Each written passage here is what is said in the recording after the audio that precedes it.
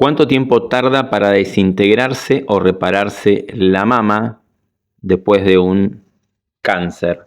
Bueno, la respuesta no es tan simple. A ver, porque primero tenemos que comprender de qué tipo de cáncer estamos hablando, de qué tejido se adaptó y a qué situación se adaptó. ¿Está? Tenemos que comprender que la mama es el órgano que está al servicio del nido, de la cría, de la protección, representa el sustento, el alimento, la protección, el contacto. Y en la mama existen dos grandes programas que son los principales. Por un lado tenemos el glandular, controlado por el cerebelo, es una función más arcaica, donde crece la glándula mamaria por una preocupación, peleas, discusiones, alguien del grupo está en peligro, ¿sí? Y acá la glándula va a crecer con el sentido biológico de producir más leche, más capacidad de nutrir, de poder alimentar a esa cría que se percibe en peligro o a ese integrante de la manada, ¿sí? Entonces en la fase de estrés o en la fase adaptativa la mama se pone más densa, se pone más endurecida, y cuando el conflicto se resuelve entras en una fase de reparación. Y acá la mama empieza a inflamarse, aparecen fiebres, sudoraciones nocturnas, fatiga, hinchazón, pinchazos, piquetes, y se activa un proceso que se llama necrosis gasificante malolienta, que se lleva a cabo por micobacterias tuberculosas, que son las encargadas de desintegrar, descomponer y demoler ese crecimiento glandular que se fue generando durante la fase adaptativa o de estrés o de supervivencia para que vos estés en una mejor posición frente a esa situación, ¿sí? Entonces, ¿cuánto tiempo va a durar esa fase de reparación o esa desintegración del tumor?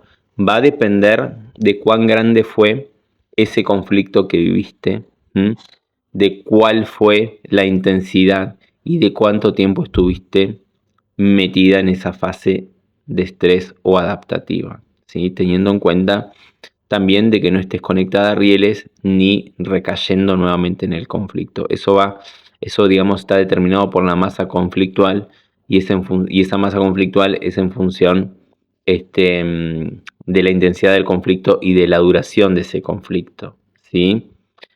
Por eso que esa reparación va a ser proporcional a esa masa conflictual, ¿sí? Es directamente proporcional.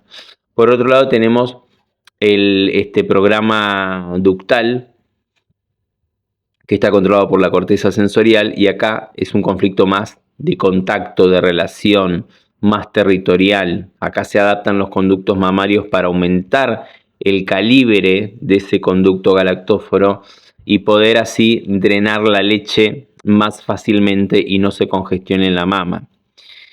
Por lo tanto, en la fase de estrés o de supervivencia o de adaptación va a haber microulceraciones, digamos, asintomáticas, hiposensibilidad, pérdida de memoria a corto plazo, desconexión, días fríos, crisis de ausencia.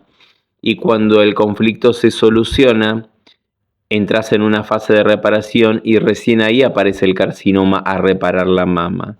La mama se inflama, se enrojece, hay mucho escozor, se calienta, hay mucha, comezón, picazón, va a aumentar el tamaño, hay edema, y el carcinoma viene a reparar esas microulceraciones que se generaron durante la fase de estrés. Luego viene una epicrisis con días fríos, estados de ausencia, entumecimiento, y por último la fase final de la reparación, donde la mama se puede encoger un poquito, se puede reducir el tamaño, el volumen, se puede invertir el pezón, el cual después va a volver a la normalidad o no, dependiendo de la intensidad del conflicto.